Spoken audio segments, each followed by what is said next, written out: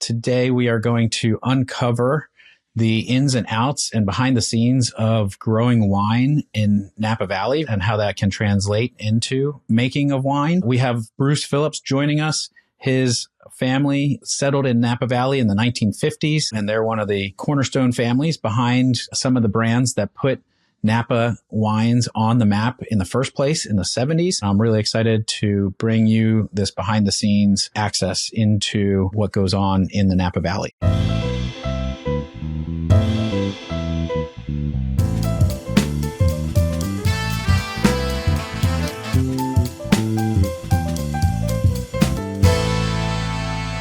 I had no idea that history. And I think you probably have more to tell, but I want to get us to the wine. So you've been talking, so take a sip because I poured this and just wow. I mean, this is on the nose, on the palate. I think we both have the 22 vintage. If I think you told me what you were opening before, and I wanted to open the same thing, so we were comparing. But describe, I guess, a little bit about the Vine Hill Ranch. So, a commercial for your own brand, maybe, and what makes it special, and then maybe a little description of the 22 vintage and what we have in the glass. Sure. I chose 22 because it's a very interesting vintage to consider in the Napa Valley. So I was anxious to discuss it. But the idea for bringing forward a wine, it should be noted that as third generation wine grape growers, the prospect of moving into the wine making side of the business was a big decision for my family. And it was really prompted by a conversation I had with my father, telling a lot of stories, but it was 1998. And in 1998, we had begun to partner with our neighbor, Bill Harlan, to incubate an idea. This effort began in the mid-'80s, memory serves, to begin to incubate an idea around a new program that Bill was bringing forward called Bond. And so in 1998, I believe it was January, February timeframe, Bob Parker, who was a very influential critic at the time, well, he tipped that Bill Harlan was bringing forward this new program called Bond. And for those of you who may not be familiar with Bond, it's, in my view, one of the more exemplary winemaking programs at play in the Napa Valley. The vision for Bond was to allow collectors to taste the very varied nature of the Napa Valley appellation at the highest level under a single winemaker's hand by selecting what Bill and Bob Levy, who was a winemaker at the time, considered to be sites of ground cru quality that were grower owned. These weren't lands that were owned by Bill Harlan, but via a covenant or a bond, were produced by Bob Levy early on, and then now Corey Empting, who is the winemaker for Bond. And it's never been replicated. You'll be coming out to the Napa Valley and you'll be tasting a number of exemplary bottlings from a number of great vineyards. But those are individual winemakers' interpretations of each of those sites. But having a single winemaker at play across this body of sites was an interesting idea, and it remains that. But look, anytime Bill Harlan, let alone Bob Parker, in the moment say or said anything, the industry takes note. And it was interesting timing for my family because winter, early spring is when you begin to engage in conversation with winemakers about acquiring fruit for the coming season. So it was good timing for that because the phone was ringing and pricing for Cabernet in 1998 from Vine Hill Ranch began to lift because people were taking note of those two individuals' interest in Vine Hill Ranch. So it was July timeframe, 1998, that I gathered with my mother and father for a celebratory lunch. And it was July timeframe. I know it was really hot. And we sat outside. I came out of the swimming pool to join them for lunch. So I remember this moment. And we had a couple bottles of wine that day to celebrate the fact that this vineyard designation strategy that had begun in 81 was our first named wine in partnership with Jack Cakebread of Cakebread Cellars and Dan Duckhorn Winery, and a winery no longer with us called Robert Pepe Winery, now the Cardinal facility within the Jackson family portfolio. They released Vine Hill Ranch vineyard designated Cabernet Sauvignon wines. Actually, the Duckhorn wine was a Merlot, but it was an effort to begin to gain recognition for the vineyard.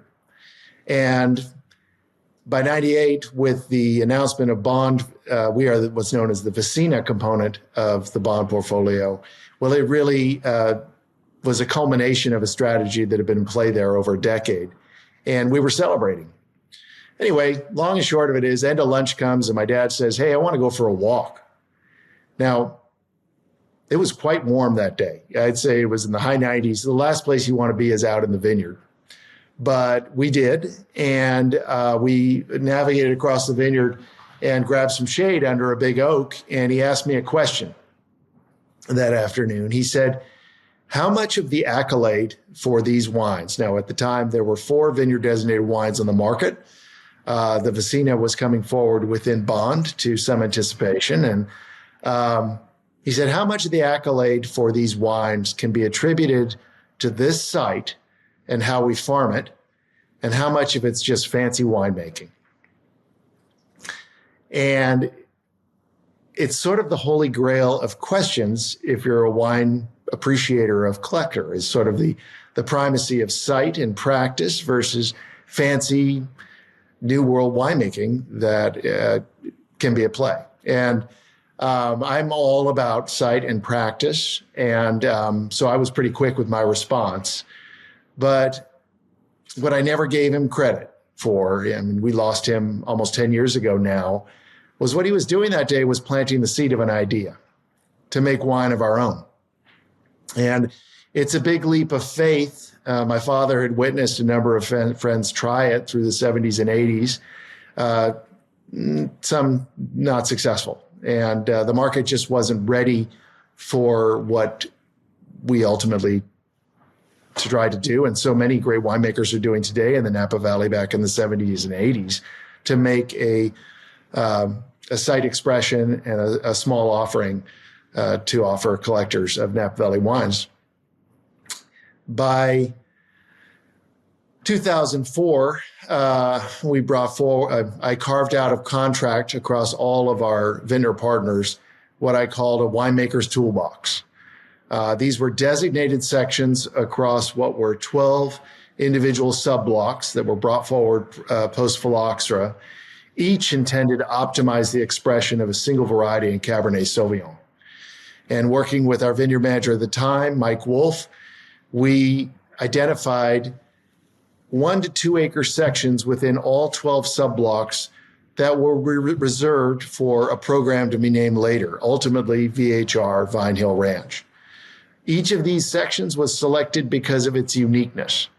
So something happening in that particular portion of the vineyard that doesn't replicate anywhere else across this site.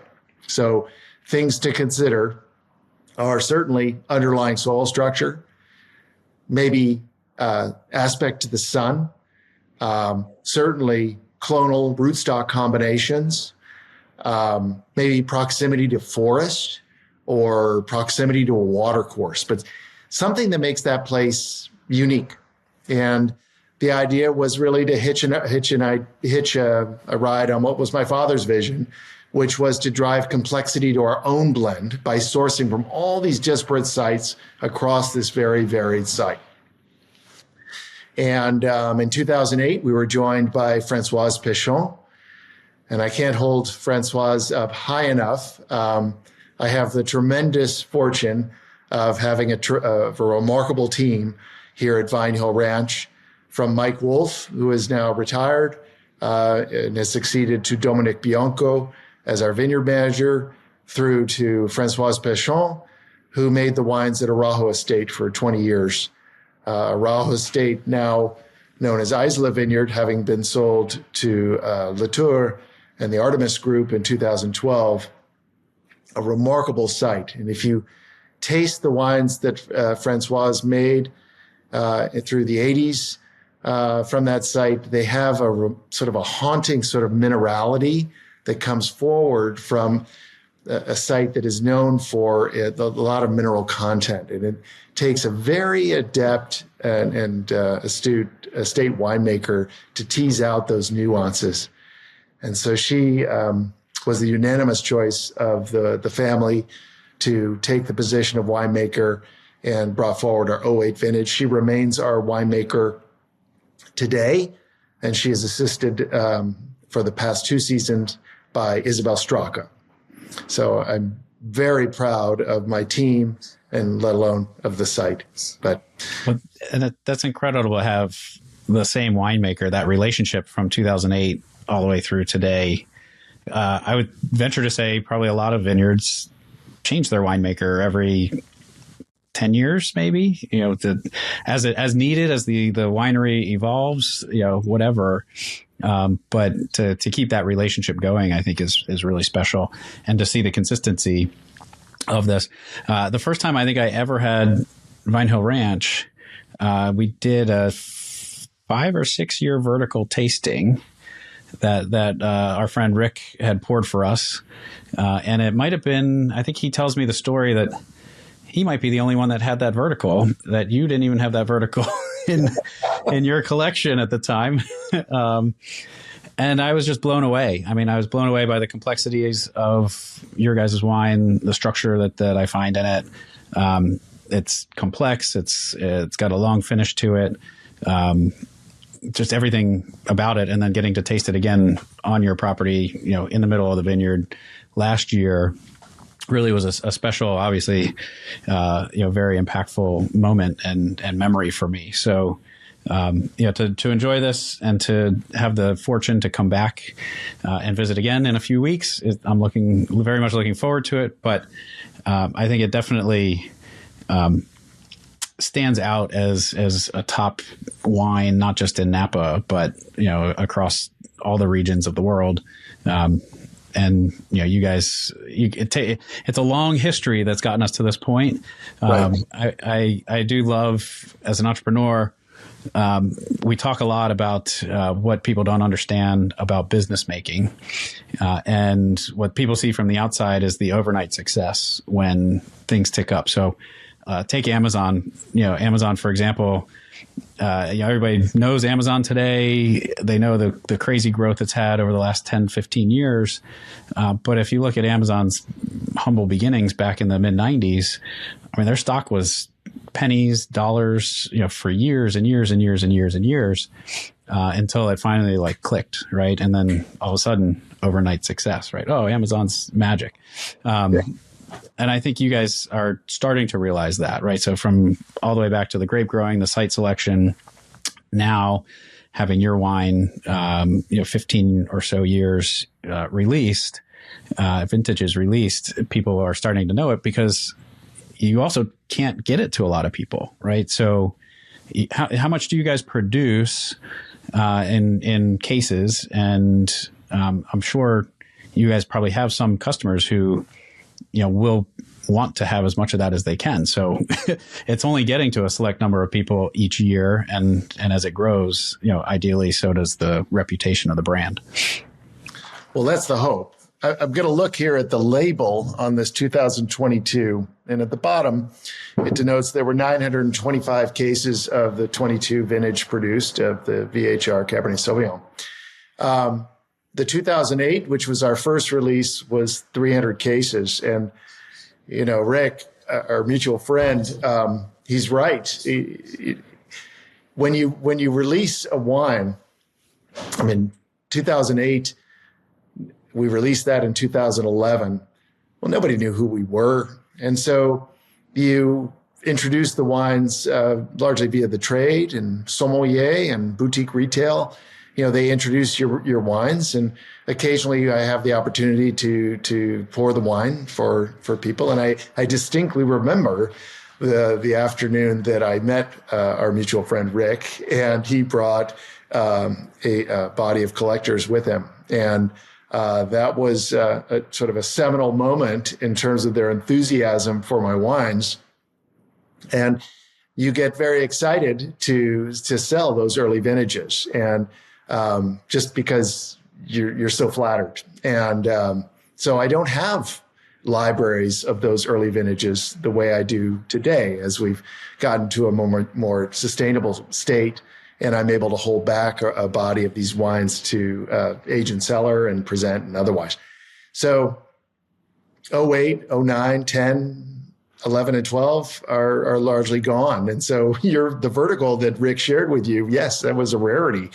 And a funny story, my father-in-law, who has been so supportive by bringing my wines into his cellar every year, despite not being a big consumer of fine wine. About 3 years ago, my wife said to him, I said, what should I give Bruce for Christmas?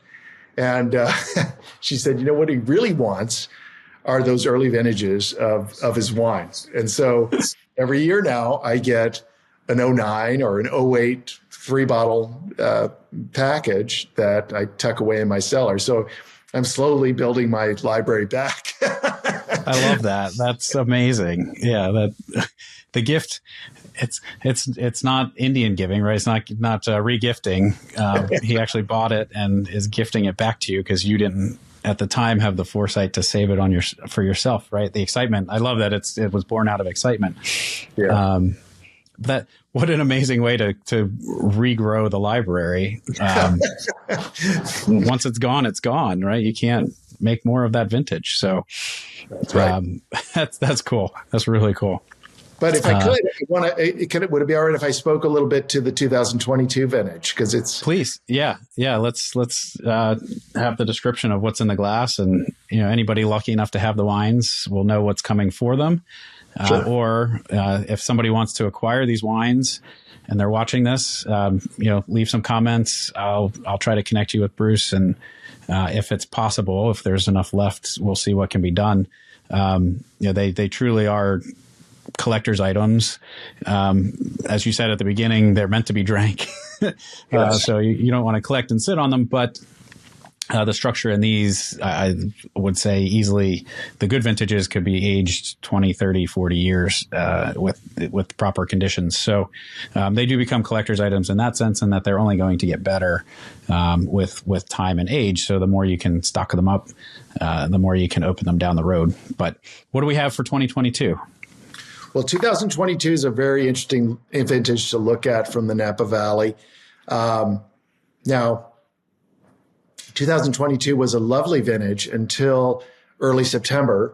I think it was the first or second week of September, we were hit with very high, abnormally high temperatures that lasted for a long time. We had 5 days over 115 degrees in early to mid-September 2022. Now, we've never experienced temperatures like that, and certainly not for that duration. And that's also a very impactful time in the growing season because the crop is nearing maturity. So 2022 is a vintage that a number of critics have disparaged widely from the Napa Valley, but there are some great wines that were produced. And it's an interesting wine vintage to look at because it really speaks to the impact of increasingly volatile climatological conditions across the world, and how we are mitigating those efforts from a farming standpoint, which resulted in the wine you're tasting. And so I'm going to take a moment to dive into that, if that's okay. So I think, as you know, 2017 and 2020, we had calamitous wildfires across the Appalachian, which resulted in a lot of concern around what's known as smoke taint or smoke affected character in the resulting wines. Smoke taint is something that, as an industry, we certainly know a lot more about at this point. But in 2017, a number of growers and winemakers started to notice in that vintage something that it is not desirable in their resultant blends because of the exposure of the fruit in a smoke event where smoke entered in the vineyard.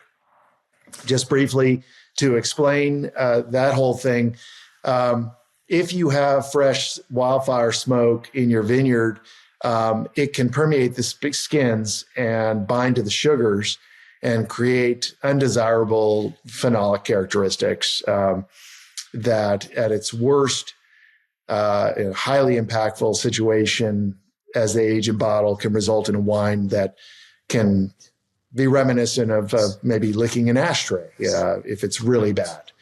So it's a very tricky and sensitive condition. Many parts of the world have experienced it, but it was probably most impactful in 2020, where we had two wildfires in 2020, one in August and one in September, which resulted in widespread smoke across the vineyard. Thankfully, at Vine Hill Ranch, we did not experience smoke in the vineyard prior to harvest in 2020. 2020, by the time smoke descended into the valley proper in mid to late September, we were completed with harvest with the exception of one block. And so we left that block out, and we then ultimately never qualified for the blend, but we do have experience with what smoke affected character can deliver in terms of the resultant wine. Long and short of it is that we recognized after the harvest of 2020 that we need to mitigate risk associated with late season wildfire, which California is an arid state, and wildfire is a pretty common occurrence in the state of California. And so we wanted to try to bring forward farming practices that actually bring forward the crop at maturity at an earlier portion time in the season. And so what we began doing was pruning earlier in the season. And if you think back to the 70s were remarkably cool in the Napa Valley. And it was pretty routine to have early spring pre-dawn temperatures below freezing. And so if you have, these are called frost events, where you have temperatures pre-dawn that are below freezing. And if you have shoot growth, or your canopy is coming forward and the buds begin to push canes, before they get to maybe 6 inches in length, and if you have a frost event, it will burn the tips of that tender tissue, and it will inhibit the ability of that vine to bring forward a canopy for the season. So back in the 70s and prior to that, we would delay pruning of the prior year's canopy until late February, early March, maybe a little later, to avoid risk of frost pressure. Well, the reality is we haven't seen a lot of frost pressure across the Napa Valley for a number of seasons. And so we made the decision to prune earlier in order to promote shoot growth earlier in the season, and in turn, drive harvest dates to an earlier point in time. In 2022, this paid dividends at Vine Hill Ranch. The extreme heat hit first, I didn't look at dates, apologies, but first or second week of September.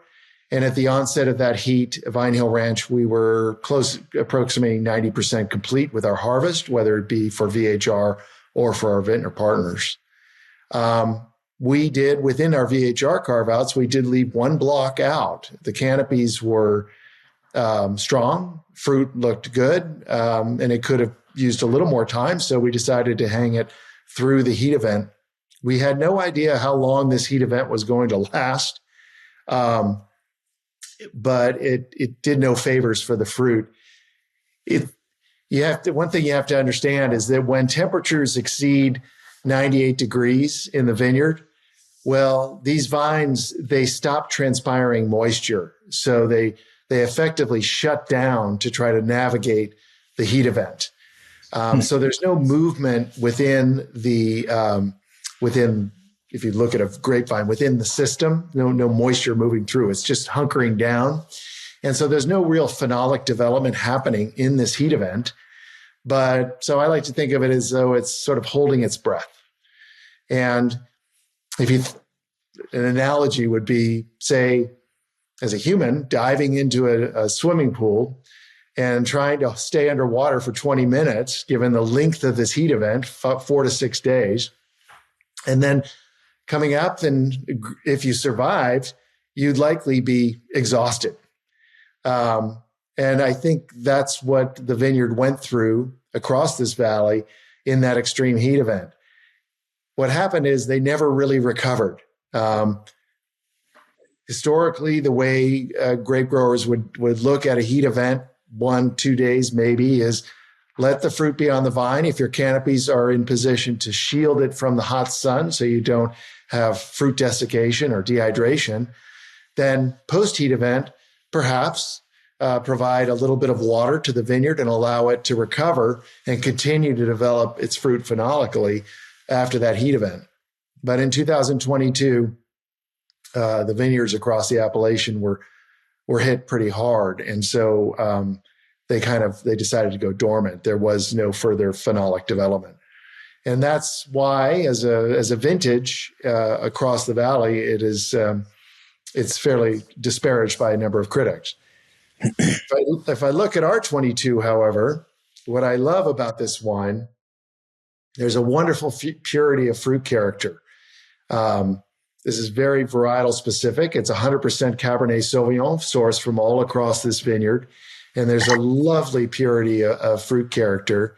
The tannins are really well developed, fine grain. It's not a highly structured vintage, but everything is in beautiful balance and very Bordeaux in character, but largely because of two subblocks that are located alongside the forest perimeter on the Mayakama slope, there's a very singular sort of savory character to this wine that is distinct to the 2022 vintage. And as you pointed out, this vintage likely won't be a 20 to 40 year cellarable vintage, but it offers tremendous pleasure at a very young stage. And I think it's probably a 10 to 15 year hold vintage, but it will continue to put on weight in cellar. So very proud of this wine. And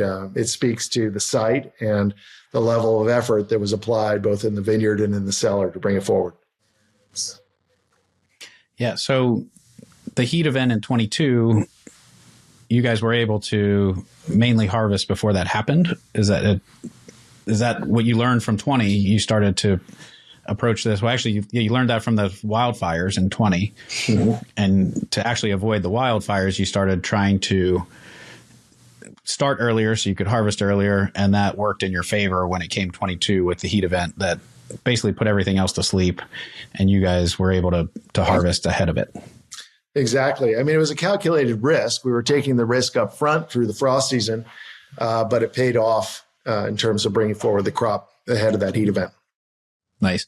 And then I know on the bottles, you mark the vineyard sites that this comes from. So block 1, 3, 4, 5, 6 out of the 7.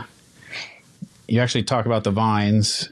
You talk about the harvest date, August 30th, all the way to September 13th, it looks like, is the range. Right. The yield is tons per acre from each one. So I know not all of yours, this one uses 5 different sites. Not every vintage of yours will be that many. Do you have a minimum and a maximum number of sites that you guys target to use, or is it's just dependent on each year? Tell me kind of how you come to that selection. Well, the label tells a distinct story to the season. And so The wonder of fine wine, from my perspective, is that if made with this attitude, 10, 20, 30 years from the date of harvest, you should be able to reflect on what the growing season was like on that particular site in that season. And there's no other product that can convey that. It's, I've had maybe probably 2 moments in my life where a bottle of wine has been almost transformative. It takes me back to a distinct place and time that was imparted character on that particular blend. And so this is something that we're really passionate about in our winemaking program. I mean, how this works is, there are 7 master blocks across this vineyard. On this label, there are 7 positions labeled out. Each year, we bring forward the 18 sub-blocks within those 7 master blocks, and we vinify each separately. And then sitting around this table I'm at right now, practically every other Friday, as a team, we iteratively move through what are anywhere from 30 to high 30s blend lots that iteratively move through those blend lots to define the blend that we feel is the finest expression of that vintage from this vineyard. Every season is distinct. Particular blocks perform differently in any given season. We have young vines, old vines. Our oldest block is heading into its 39th season. That's our block 6. Our youngest block, in portions of block 3, are in their first season. So young vines likely won't qualify for the blend, while older, more established vineyards find their way. In 2022, there are 5 blocks represented within the blend.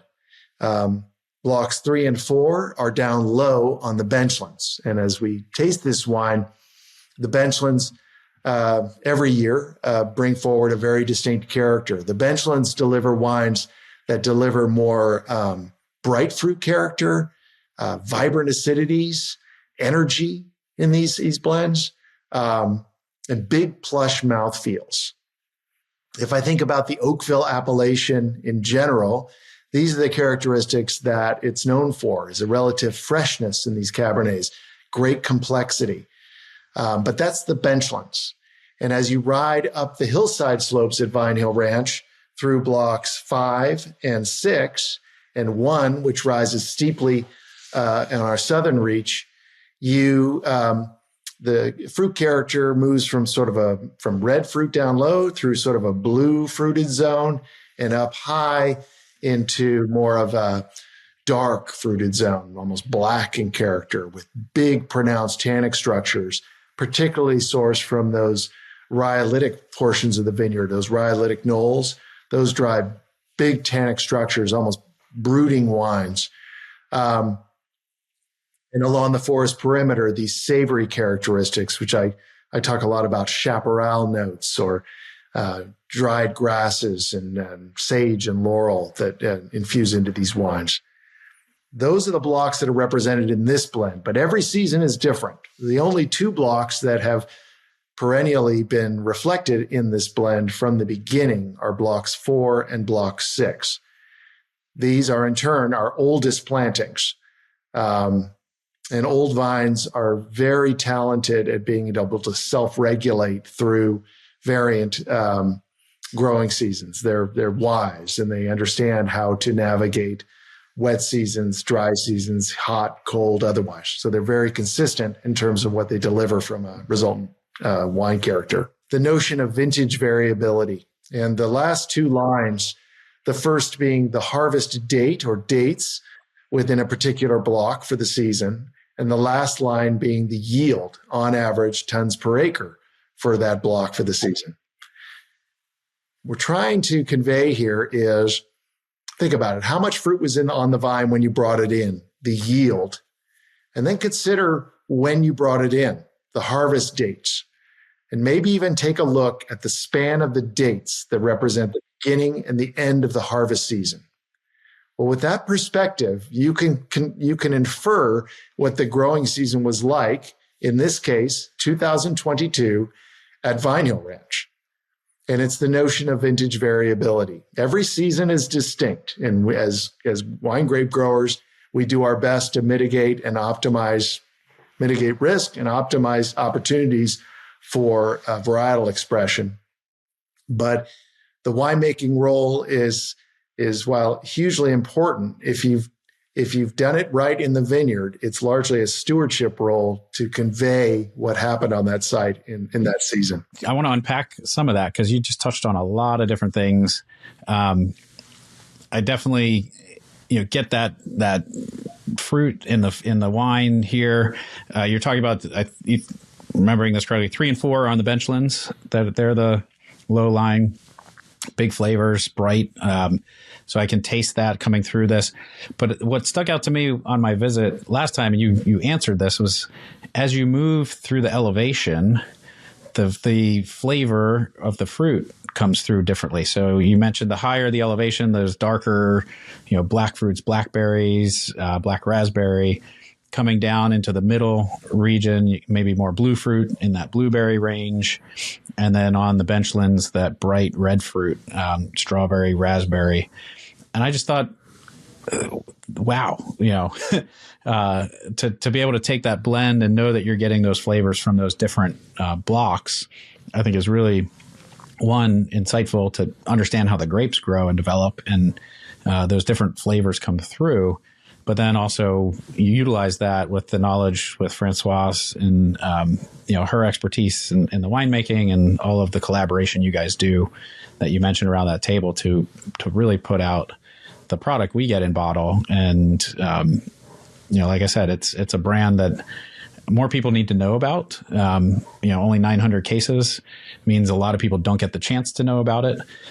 But hopefully, by listening to this and continuing to sing your praises and talk about the experience that you guys offer upon visitation, if somebody's lucky enough to be introduced and have that opportunity, it's a different experience than most people will ever have going through Napa Valley.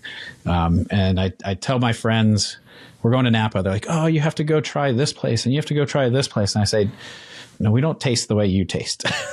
We call our friends and we go and have conversations and we make it an experience. To kind of anchor this into the show, right? I think gentlemanly things, I'm going to ask the question about what makes wine a gentlemanly thing versus just wine. So I'll give you a minute to think about that. It's to me, it's experience. And one of the themes I'm seeing come through the show is the idea of intention. And you certainly conveyed intention with the land.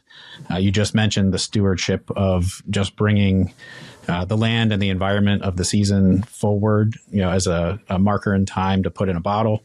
And I think, to me, that level of thought, that level of care, that level of respect for the land and what it can produce is ultimately what makes the product you put in the bottle a gentlemanly thing in this case, and not just another bottle of wine. But I want your take on that. At what threshold does wine become a gentlemanly thing versus just a bottle of wine? Well, this is something I've been wrestling with since you were here 2 years ago, the notion of a gentlemanly thing. And I immediately, early on, I was focused on things of scarcity that are highly valued. Largely, things like sports cars and watches and fine tailored suits and garments and other things. But I don't have a lot of that. And so I can't really relate to those sorts of things. I think the notion of a gentlemanly thing around wine, fine wine, is that, look, bottom line is wine as a beverage it's a luxury. And so we don't all need this. And while fine wine is on my table on a nightly basis, sometimes twice daily, it's not something that I couldn't survive without, but it would remove a great deal of joy from my existence. Wines that are made in with this attitude and at this level of production, they're a totally different prospect from, in my opinion, from the beverage of wine. And they speak to a very distinct place and time, and they're artisanally crafted. They're meant to be regarded in that light. And maybe there's an intellectual component to this and to the enjoyment of fine wine, let alone other luxuries, that I think make them gentlemanly. This isn't just something you're looking for refreshment from. It engenders a level of thought and complexity, and maybe a body of learning to really fully understand what is happening with this genre of fine wine. I think that may be why it's considered gentlemanly. And one of the things that I'm really heartened by is that, when I was younger, fine wine was sort of this very complex, sort of unattainable thing. It was really boring. And people would speak about it in tones that made you feel stupid for asking a question. And it was sort of daunting in that way. And I think that we've kind of navigated away from that. It's much more matter of fact in terms of how we discuss fine wine and one's appreciation for it, and or not. And I think that's really great. And what I'm seeing is a lot more young people that are really passionate to understand whether it be farming or fine wine and how they interrelate, and they're really fascinated by it. Because in the end, this is an agricultural product, and all we're trying to do is deliver a level of enjoyment from a miraculous crop that's able to provide us with this what I think is a remarkable product. And I think so an education component, right, is what I heard you say. You have to go beyond the surface. You have to understand the complexities of something. With clothing, that's part of our approach. Is I never understood why an expensive suit was expensive, why anybody would buy it, until I became educated on it. And I think that's such a key element to it, is helping people understand why the price is what it is and why it's worth it. Mm-hmm. And that it's not just paying for a particular name, and it's not just supply and demand, that it's in such high demand that the supplier can charge higher prices for it because there's so many people that want it and there's only so much that can go around. But actually the appreciation of the time, the labor, the effort, and the science and knowledge that goes into the artistic making of it. So as much as there is science in winemaking, there's art as well. And I love that about the comparison of wine and clothes, because there is science in clothing making, but there's very much an art. You have to look at the person's body. You have to understand how they stand when you're picking and strategizing the wardrobe. You have to understand who they're in front of and what their message is going to be, and how that's going to translate through the design of the clothing. So as most people maybe wouldn't see that comparison, I see it very clearly, knowing what I've done and participated in for 20 years. And then really my wine education started from my father, who bought a very nice bottle of wine, or was gifted a very nice bottle of wine after a business deal. And it led to, okay, now I need to store this properly. So he bought a Eurocave unit, and then he read the instructions that said for the Eurocave to function properly, it has to be 2/3 full. And he said, well, I better learn about wine. I better go buy a bunch of wine so that this one bottle is protected in there. And one Eurocave turned to 2, turned to 3, turned to a wine room. And he started collecting, and I watched that. That was my influence. When I bought my house in 2013 and I had a space in my cellar to actually potentially put racking, in 2015, I really became a little bit more serious about wanting to learn. And so I went to the Wine School of Philadelphia here, and I took their fundamentals course. I learned about the 7 noble varieties and what their principles are of each one. And then their level 2 and level 3 courses, which explored both varietals around the world, so regions, and the different countries and what the unique characteristics and rules of each of those countries are in terms of labeling, bottling, how they classify their different wines. And I said, well, if I'm going to start buying wine, I want to know what I'm tasting, how to deconstruct it, and give myself this education. The most fun part about it is you have to sample the product to learn. So it's a very high participation hobby to learn, but that's also what makes it fun to me is that you have to participate, and everybody's palate is a little bit different. So there's no right or wrong. What you taste and what I taste is what we taste, and it doesn't mean that I'm not tasting the right thing or you're not. That everybody kind of gets to be right in what they're tasting, and if they enjoy it, that's the most important thing, and it becomes a shared experience among us in the room or around the dinner table to share that fine bottle of wine. So I really have enjoyed learning about it. I've learned a ton from you in April of last year, and again today, hitting on some of it. So definitely I'm going to enjoy these 22s a little bit sooner than maybe the 19s and 21s that I have in the cellar. Mm-hmm. And I look forward to continuing, to at least get 3 bottles every year. More likely 6, which is, I think, what you offer me. So, but also spreading the word and that occasion to share this with somebody I know that will appreciate it. Because that not only does the wine in the bottle take you back to the time and the moment of what it was to grow, but it then creates a second moment when you share it with somebody that also becomes a moment in time around that same glass of wine. So, I think it's just so fun. But I'll let you reflect on that for a moment. I really appreciate your comments, because I think there are parallels between finely tailored garments and fine wine. It takes a certain education to understand and appreciate finely stitched garment that hangs appropriately, let alone a fine wine. But it's interesting. I don't know why I'm doing this, but it's interesting to consider what's happening in the industry today, because I'm sure you're aware there was a piece actually in the Wall Street Journal this morning about the challenges facing the wine industry in California. And the wine industry and the wine grape growing industry are obviously intertwined. They're one and the same. Yep. And so I've been thinking about that since I read this article this morning, and it's interesting to consider in the time frame we've talked about how the industry has evolved.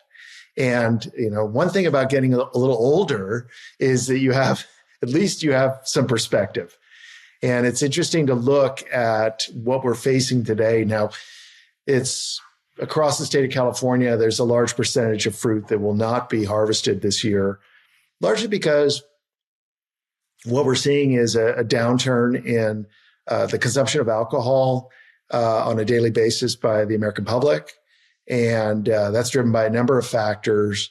But as I was thinking about it in the time frame as you were talking, in the time frame we've been talking about, we've seen an industry establish itself across the state of California, let alone the United States. Farming in general is uniquely entrepreneurial. You make decisions about what crops you want to dedicate to your site based on perceptions you have on the market, and you perceive it, and you pursue it. And in this case, you look back at things like the Taste of Paris in '76, the French Paradox, that 60 Minutes piece in the 90s.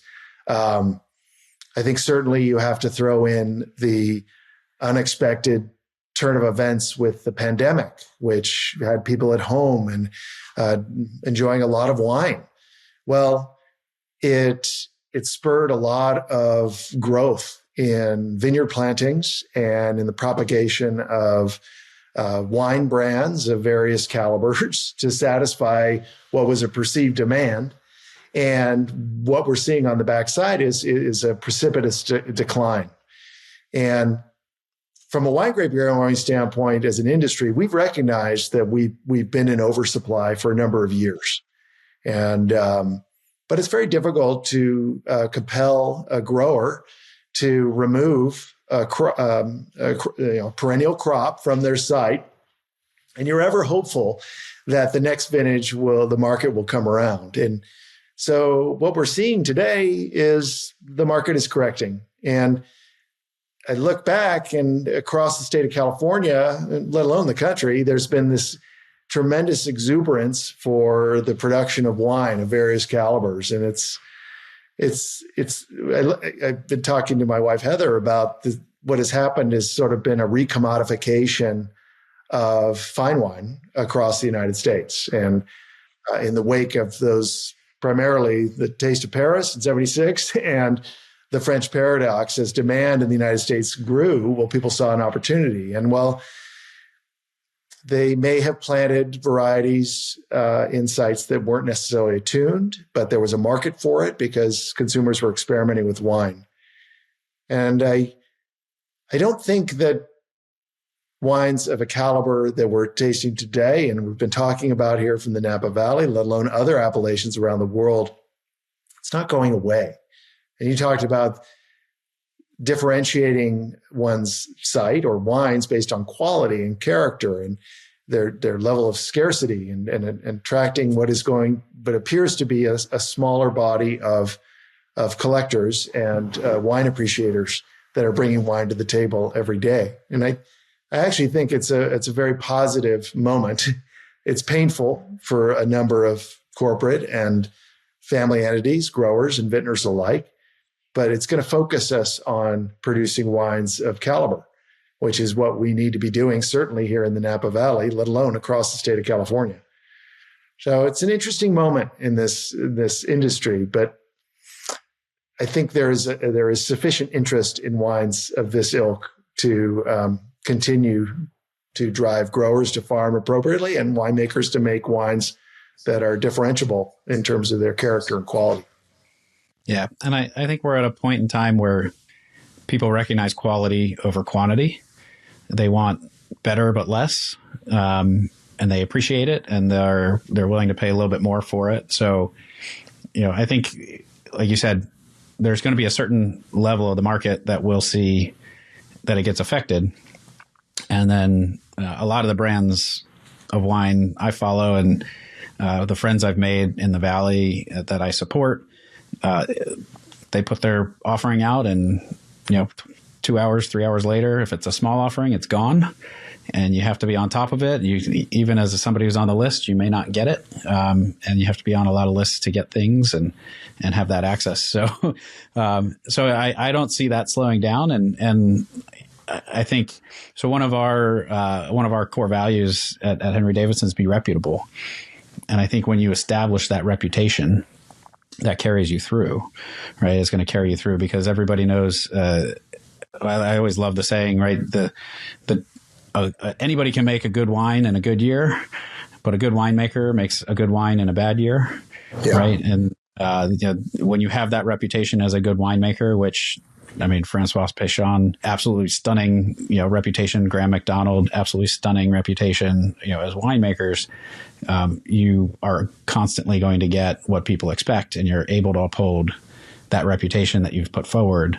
And it's the ones that try to make wine in a bad year that don't have that skill, and they still put it out. They don't hold up to their standards. That reputation gets sacrificed. So, if they're not that caliber of winemaker, and they don't put it out, they're able to maintain and get through, but it becomes a hurtful year because you lose that year of revenue, but you have to make it up on the back end. So yeah, I think it'll be interesting to see what happens in the market. The other, I would say the other thing I've heard talked about is the Chinese consumption and buying of wine, and how that spiked and is also now declining as China has encouraged more of its own growing and producing within the country and selling wines, that are made in China to the Chinese people, as opposed to the Chinese people really snatching up both across Bordeaux and Napa Valley, a lot of the wine that exists. So it is a moment in time. And we will see what happens, but we will continue to support from here because this is just too good to not enjoy. Well, I'll tell you, cheers. Here's to you guys. Thank you. And I will tell you that the wonder of the wine business, particularly in the Napa Valley, Tony Soter said to me in the Napa Valley years ago, he said, Napa Valley, you have maybe 1 in 10 vintages will be maligned. And I look back, he's pretty much right. Other appellations in the world experience much more variability than California and the Napa Valley. So it's a remarkable place to make fine wine. But here we sit, putting 22 is now in the rearview mirror, and we're very proud of this wine. But now looking forward, 23, 24, we're compiling that blend. 23 now in bottle for release next year. 24 and now 25 now being pressed off in tank. These are remarkable vintages, and so. What's so exciting is that you can see the future in some way, and we have remarkable vintages yet to come. Well, I think that's a great place, at least for today, to wrap up our conversation. And as those vintages come out, maybe we circle back, next year and talk about what's going to come out in 23, or the 23 vintage is coming out, or whenever you want to have a conversation, because we could sit and talk and get ourselves in trouble by not showing up where we're supposed to next on time. And it's just been enjoyable. I truly appreciate, your time, your expertise, sharing it with us so openly. And I'll leave any final words to you if you want to sign off with anything or any kind of sum up or reflection of what we've talked about. No, I want to thank you very much for inviting me to do this. It's been such a treat. And I look forward to coming out to Philadelphia and perhaps with my son, and I want to sample your wares, and perhaps you could tell me more about the work that you do in terms of maybe crafting a suit or something, or sport coat for my son. Absolutely. I would be honored to do that. And whenever you're ready, we'll be here. And we could talk about that in just under 2 weeks when I'm there. So I love it. Fantastic. Well, thanks, Bruce. I'll give you one. My glass is almost empty here, and I'm going to put the cork back in the bottle and finish the rest at dinner time with my wife tonight. And so she gets to experience this a little bit as well. But cheers, and appreciate you, and see you soon. Thank you, Brian. Take care. What a great conversation that was with Bruce. Tremendous, tremendous thank you for sharing his time with us, to give us all of the insights that he did into site-specific farming, how you go from a grower of grapes to actually developing your own label and release, and some of the challenges that go with that, and then where the industry might be headed at this point in time, and how you can change things within your production to go ahead and account for what might be going on in the environment at any given time. We uncovered so much here with Bruce. Again, huge thank you for him sharing his time. Huge thank you to you for spending your time with us. If you've enjoyed this, please leave a comment. If you have interest in getting access to Bruce's wines, certainly leave a comment. We will connect with you. We look forward to more guests coming on the Gentlemanly Things. We're trying to improve, so any feedback is welcome. What are you loving? What can we do better? Leave it in the comments. Like, follow, subscribe, and we'll see you for next week's episode.